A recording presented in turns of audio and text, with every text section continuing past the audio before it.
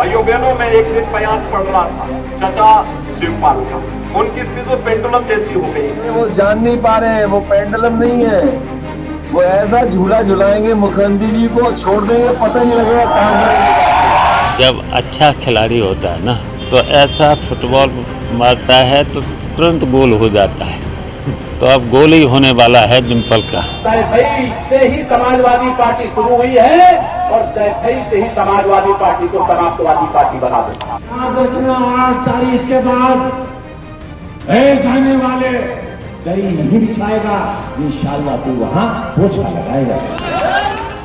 उत्तर प्रदेश में बीते दिनों हुए उपचुनाव के बाद अब प्रदेश की 3 सुपर वीआईपी सीट्स पर परिणाम घोषित किए जाने हैं।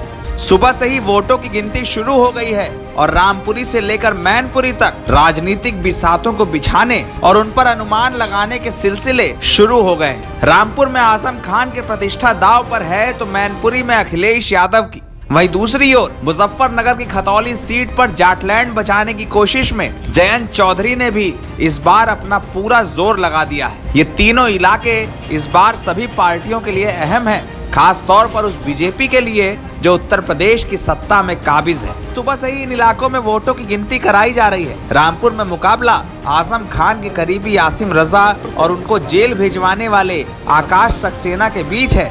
आकाश बीजेपी के उम्मीदवार है तो आसिम रजा समाजवादी पार्टी के टिकट पर नुमाइंदगी कर रहे हैं। वहीं दूसरी ओर मैनपुरी की सीट पर मुलायम सिंह यादव के वारिस बनने के लिए डिम्पल यादव ने इस बार पूरी ताकत लगा दी है। इस सीट पर वोटों की गिनती कराई जा रही है। उनका मुकाबला रघुराज शाक्य से है जो एक जमाने में खुद को मुलायम सिंह यादव का चेला बताते थे और पूरे चुनाव में भी इसी नैरेटिव पर प्रचार किया।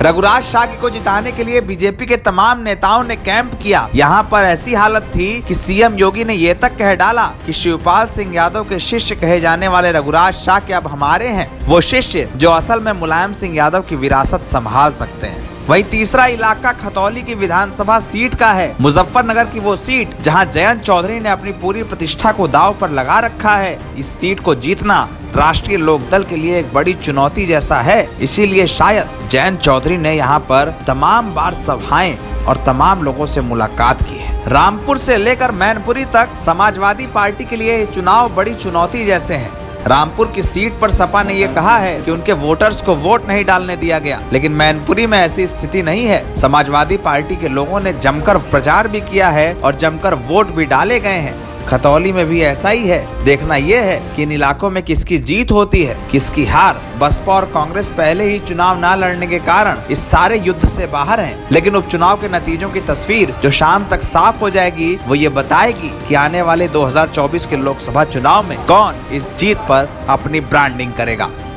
नवभारत टाइम्स ऑनलाइन की रिपोर्ट।